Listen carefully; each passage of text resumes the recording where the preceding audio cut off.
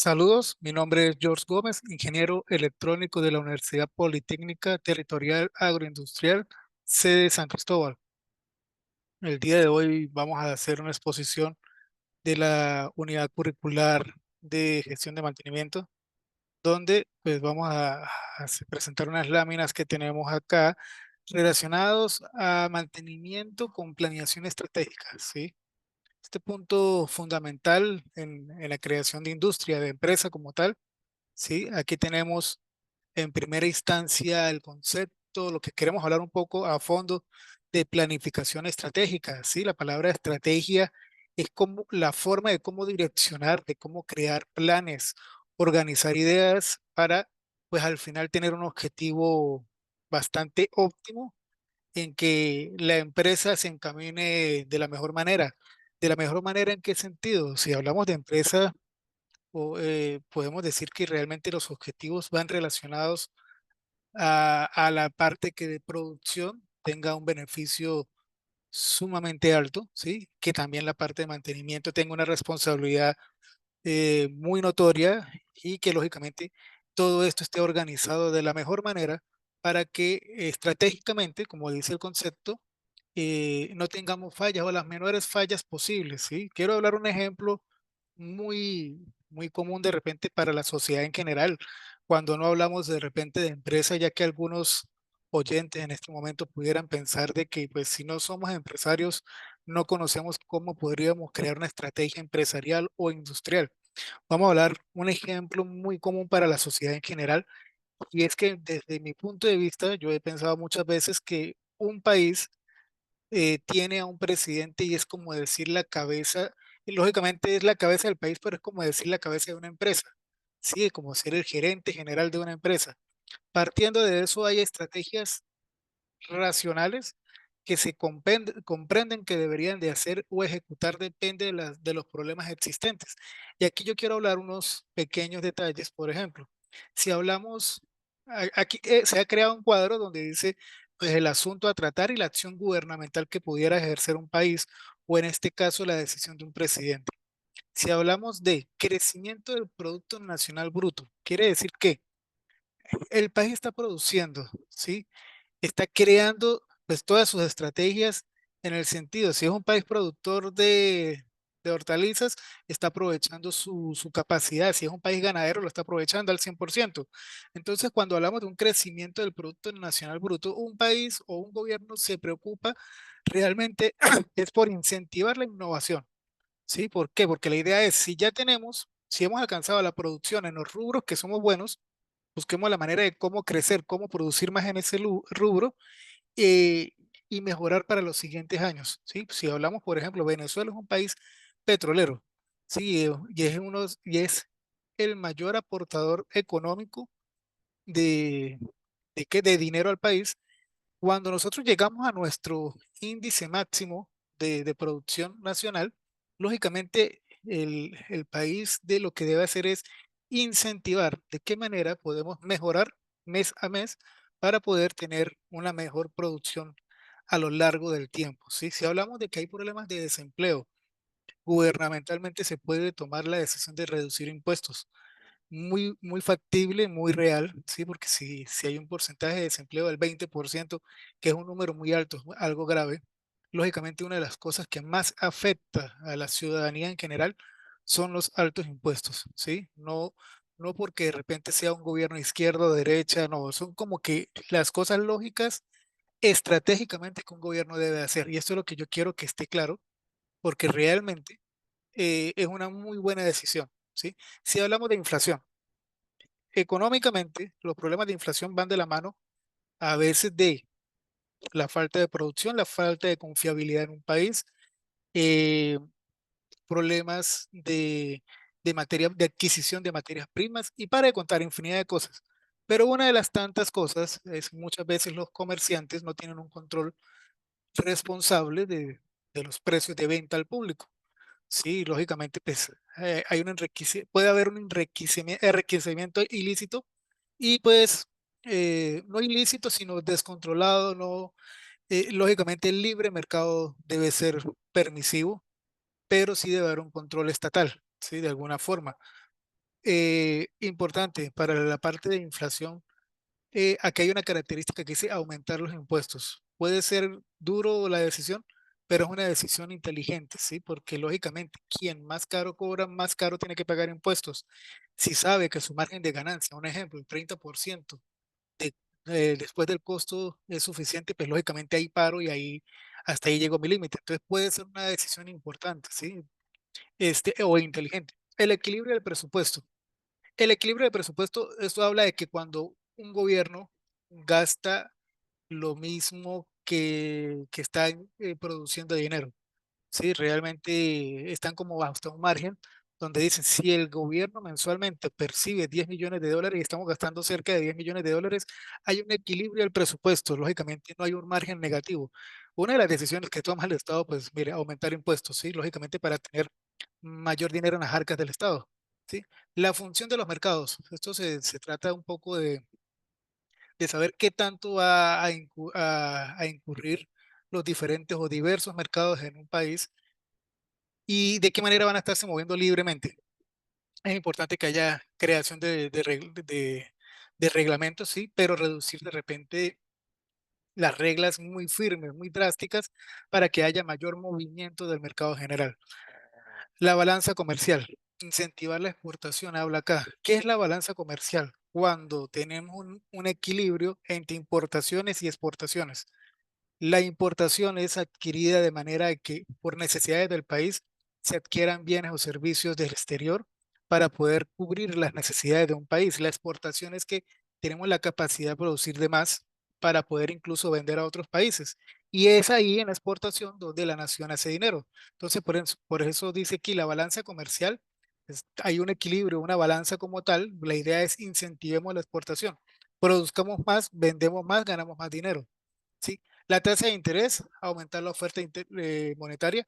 Esto sobre la tasa de interés, pues sí tener cuidado, porque eso es un poder que tienen los bancos y lógicamente pues el gobierno puede tener potestad sobre ellos para que lógicamente no afecte la ciudadanía general.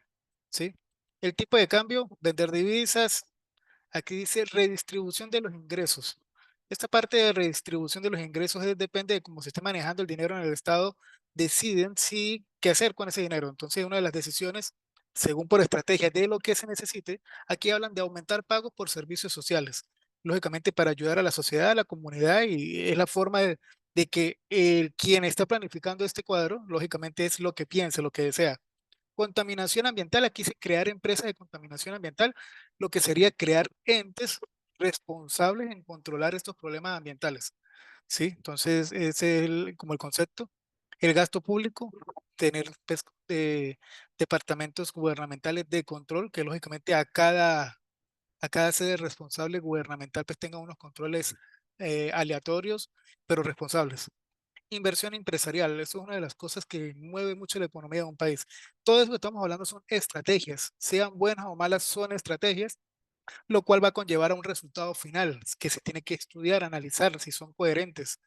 ¿Sí? La inversión empresarial dice mejorar la confianza en la economía, importante, ¿sí? Porque realmente es la forma de cómo hacer que ganemos inversión, inversión privada en el Estado. La inversión privada de alguna forma ayuda a disminuir los índices de desempleo.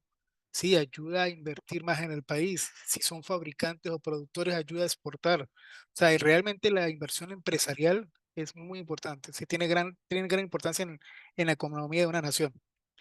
Sí, ahora yo quiero que hablemos un poco de lo que son las propiedades de retail. Sí, esta es la forma de cómo un problema podemos verlo de diferentes situaciones. Es difícil, lo que siempre hablamos, es difícil complacer a todo el mundo. Y este es un vil ejemplo de esa reacción. Desde la parte de planificación de una empresa, veamos cómo cada ente de una estructura organizacional ve los problemas de su necesidad, más no de repente de todo el globo como tal. Por ejemplo, el gerente de mercadeo, gerente de marketing, dice, el producto ya no se diferencia de sus competidores. Por eso los clientes ya no desean pagar por él. Una de las soluciones que tiene el gerente de marketing es reducir el precio. ¿Sí? El gerente de producción que dice, el departamento de marketing o de mercadeo como tal no permite detectar las necesidades de la demanda, o sea, del cliente final, qué necesidades tiene. La solución del gerente de producción es mejorar las comunicaciones. Gerente de innovación y desarrollo. Durante los últimos años, el desarrollo de producción no fue suficiente al momento en que los competidores mejoraban sus productos. Lo que quiere el gerente de esta área es gastemos más en innovación y desarrollo. El director financiero dice, como consecuencia de la caída de la rentabilidad, fue necesario economizar y reducir el departamento de innovación y desarrollo, en lugar de recortar el presupuesto de toda el área. Dice cuenta que una de las acciones acá el director fue que anteriormente redujeron dinero en la parte de innovación y desarrollo, el gerente de innovación y desarrollo si hay un problema, tenemos que invertir más, y la solución del director financiero ahorita es asignación de recursos. Está tratando de concordar con el gerente de innovación y desarrollo. El contador dice, los fondos se obtienen a partir de inversiones financieras por préstamo y no resultados no asignados ante su desaparición. Se necesitan soluciones como préstamos bancarios para conseguir una estabilidad económica. Tener en cuenta que eso tiene consecuencias, depende de cómo ellos vengan generando el dinero. El estratega, sí puede ser un asesor externo, dice, la caída de la participación del mercado es un síntoma de un problema más profundo que consiste en una gestión empresarial reactiva y desestructurada. La gestión de la empresa es tanto el problema como la solución. Entonces, realmente aquí podemos ver cómo diferentes áreas de alguna forma tratan de unir sus problemas, pero lógicamente hay un problema general que es la empresa, la planificación de estrategia de la empresa, pero muchas veces cada área tiene su problema propio y no comprende el del otro. Un ejemplo muy común, y lo vamos a ver muy adelante, cuando hay un organigrama, hablamos de un departamento de mantenimiento, un departamento de producción, y esas son dos áreas que no se ponen de acuerdo fácilmente. El de producción no quiere detener su producción, el de mantenimiento no quiere dejar que pasen sus rutinas de mantenimiento. Entonces, esto es algo que debe de haber una concordancia, pero para llegar a eso, vamos a hablar un poco más adelante de ese tema, cómo llegamos a eso. Sobre las propiedades de retail, que le voy a hablar algo más rápido, y es que los 8 pasos que retail habla, mire, uno de los pasos es comprensión del problema, comprender qué está sucediendo, el problema general o puntuales, pueden ser objetivos específicos o general. El segundo paso es lógicamente reunir toda la información, ¿sí? Tercero es analizar la información, luego generar soluciones o alternativas, ¿sí? Luego de esto, evaluarlas en qué, en el lado económico, lado de posibilidades, la parte si se gasta el mismo personal, si hay que contratar más gente, o sea, evaluar la viabilidad de ejecutar esas alternativas. Sexto, lógicamente implementarlas, pero después de implementarlas vienen dos pasos muy importantes, que es probarlas. Para probarlas hay que hacer trazabilidad de todo esto y luego, pues si es necesario, pues aprender de una siguiente oportunidad, ¿sí? Eh, una de las cosas importantes en las estrategias de mantenimiento es comprender, por ejemplo, aquí podemos ver algo muy conocido, qué es mantenimiento, qué tipo de mantenimiento tenemos. Hablamos de correctivos, preventivos, predictivos, sistemáticos. Cada uno de ellos tiene un impacto económico muy importante, tanto en producción como en gastos de mantenimiento. Hablamos de correctivo cuando hay un daño ya irreversible y es necesario intervenir de una vez para solucionar el problema. Preventivos sistemáticos, son trabajos planificados según la hoja de datos de los fabricantes de las máquinas o de los activos y lógicamente son rutinarios, ¿sí? Los predictivos están basados en recomendaciones de fabricantes, pero al mismo tiempo manejo de herramientas que nos permitan conocer el comportamiento del equipo. ¿Por qué? Porque si trabajamos en área de producción y estamos trabajando a un 100% de la capacidad de los activos, es muy factible que los tiempos de vida útil se recorten. También porque influye la operatividad, o sea, de la forma como maniobran los operadores los equipos, las temperaturas, la humedad del ambiente, la salinidad si estamos cerca de una costa. Hay muchas condiciones que alteran las líneas principales de vida útil de un equipo. Entonces, el mantenimiento predictivo podemos utilizar análisis de vibraciones, ¿sí? Para equipos rotativos, ver cómo está en la parte de que los rodamientos, un ejemplo, el eje, todas esas cosas, podemos analizar vibraciones externas que provocadas por otras máquinas o de estructura, eh, y infinidad de herramientas que nos ayudan a analizar el comportamiento de un equipo y así, por eso la palabra predictiva, predecir realmente cuándo se puede ocurrir una falla realmente grave y pues lógicamente a partir de ahí se planifican intervenciones. ¿sí? Es importante también para todo esto manejar indicadores. Aquí a la derecha, algo muy importante que se maneja en cada intervención es los repuestos que se utilizan para las intervenciones, las horas hombres gastadas, la cantidad de personas que intervienen, porque la cantidad de personas influye mucho, ¿sí? Vamos a decir, jornadas de trabajo de 8 horas, que en gran parte del planeta son estas jornadas, y arreglamos una máquina en 8 horas, pero ¿entre cuántas personas? Entre dos personas, ¿sí? Realmente se está agregando un trabajo de 16 horas hombre, porque son 8 horas de cada persona. Quiere decir que el día de mañana, si vuelve a ocurrir la falla, es muy factible que esa sola persona no haga el trabajo en 8 horas, sino las tiene que hacer en 16. Por eso es importante la trazabilidad de todos estos indicadores para que el personal de mantenimiento conozca muy bien el día de mañana cuánto tiempo es el que se gasta realmente para ejecutar estas actividades. Eso de manera estadística, pero de manera práctica hay que tener unos márgenes porque no es lo mismo trabajar dos personas que trabajar una. Ya una persona no haría el trabajo en 16 horas, porque si esa persona se tiene que subir una estructura, anclar unos equipos, o sea, equipo de izaje y todo, ya es una sola persona más difícil y se va a gastar, estoy seguro que se gasta más tiempo de las 16 horas. Pero todo esto es el correcto manejo de los indicadores, ¿sí? Por otra parte, quiero mostrar un poco cómo puede ser la estructura de un área de mantenimiento. Creación y organización del departamento de mantenimiento. Y aquí hay dos tipos de organigramas. El gerente de mantenimiento tiene por debajo de él o de manera paralela al gerente de producción, ¿sí? Y también tienen de la mano personas responsables de control y de mantenimiento. Por debajo de ellos, infinidad de cosas por hacer. Mantenimiento de planta, gestión del stock o de repuestos, la parte de servicios y la parte de limpieza del edificio y las estructuras. Por otro lado, también tenemos algo similar, pero mire, es en cuenta que los servicios los terciarizan, o sea, utilizan a terceros, ya depende de la necesidad de la planta o de la estructura de estratégica que estén haciendo, ven que es más viable si tener personal directamente o terciarizados, ¿sí? Entonces son ejemplos que pasan en muchas industrias, muchos esquemas organizacionales, los cuales son de analizar, de estudiar y saber quién es más coherente. Aquí viene algo muy importante que es el análisis de datos, la infinidad de análisis que podemos llevar.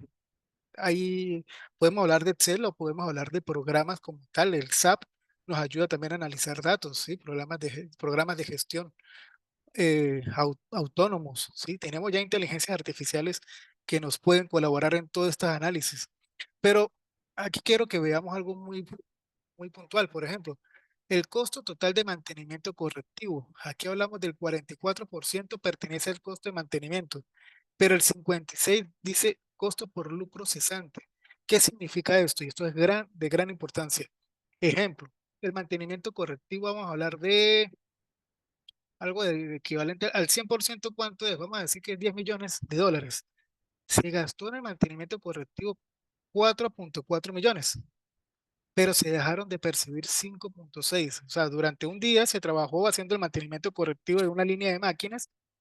El costo fue de 4.4, pero realmente están dejando de percibir 5.6 millones. Hay 1.2 millones de pérdida. Claro está, es un mantenimiento correctivo. Quiere decir que si no se ejecuta inmediatamente, no tiene solución. O sea, las pérdidas van a seguir siendo de manera exponencial. Entonces, a ver, esos son datos que a veces no son discutibles, pero sí son de analizar cuando un jefe de mantenimiento quiere vender su plan de mantenimiento, quiere vender su planificación, donde le va a decir, mire lo que sucede, y es por eso lo importante el análisis de datos o la trazabilidad. Mire lo que ha sucedido con estos equipos cuando no les hemos hecho los mantenimientos preventivos adecuados a tiempo. Y cuando se hizo el correctivo, mire, se tuvo una pérdida, por ejemplo, de 1.2 millones, cuando realmente pudieron haber percibido 5.6. Si ustedes ejecutan, ahora viene aquí al lado algo muy difícil a veces de comprender. Mire, el costo de mantenimientos preventivos equivale al 86% y el correctivo equivale al 14%. Por eso, a veces hay empresas en el área de producción que dicen, a mí me sale más barato esperar que se me dañe la máquina del todo, porque el correctivo es cambiar las piezas que necesita y arranco la máquina. En cambio, el preventivo es de manera rutinaria, mensualmente, semanalmente o trimestral, lo que sea la rutina, tengo que estar haciendo una inversión de dinero de manera constante. Entonces, muchas veces producción lo ve como un gasto que realmente no me sirve. Y mire estos porcentajes que nos están mostrando. Pero viene otra realidad. Cuando tú tienes un correctivo, si tú no tienes un stock de repuestos bueno, vas a perder tiempo de producción, ¿sí? Vas a decir, se te dañó esta máquina, se dañó el eje, no lo podemos mecanizar, toca pedirle al proveedor. El proveedor dice, tardo 2 meses o 3 meses en que llegue, no tengo cómo desbarar la máquina, toca hacer esto, entonces tú vas a perder 2 meses de producción. Y lógicamente ya aquí el lucro cesante va a ser sumamente alto, se va a desproporcionar de esto, entonces es el tipo de cosas que hay que hacerle ver entre esas discusiones eternas de entre mantenimiento y producción. Y bueno, pare de contar la infinidad de gráficas. Por ejemplo, esto es algo muy importante. La frecuencia de fallas, ¿de qué índole son? Eléctricas, mecánicas, hidráulicas, operacionales. Mire, por ejemplo, aquí dividimos de esta manera y en efecto, quien mayor tiene tipo de fallas son mecánicas. Sí, por desgaste, por el roce que tiene de manera constante. Entonces, lo que es la trazabilidad de fallas, de eventos y todo, es muy importante. Y una de las formas de llevarlo es crear sus fichas técnicas, sus hojas de seguimiento, hojas de este tipo, programas automáticos que te ayudan a llenar toda la información y tener una trazabilidad incluso para auditorías y todo, ¿sí? Entonces tú tienes aquí este tipo de formato donde dices, bueno, listo, la antigüedad del equipo, ¿sí? ¿Qué horas operativas tiene? El peso, qué trabajo le hicieron, qué repuestos le cambiaron, qué falla presentaba, ¿sí? El diagnóstico como tal luego de arreglado cómo quedó el equipo, qué fallas le quedan todavía presentes. Esto es una trazabilidad muy importante y yo creo que en la parte de estrategias, planificación de estrategias, que es el tema que estamos abordando, todas las estrategias van de la mano de que veamos los problemas, conozcamos qué tipo de soluciones podemos implementar, pero importante, y es lo que decía el teorema de Rittel. Y el paso 7 y 8 me parece muy importante, como que es aprender y aplicar. Sí, entonces, lógicamente, o sea, vamos a estar claros, no un gerente va a estar todo el tiempo diciendo, no, pues yo todo el tiempo estoy aprendiendo y aplico, y eso no es viable porque económicamente desestabiliza una empresa. Pero si aprendemos de los errores, ¿para qué? Para no repetirlos de manera constante.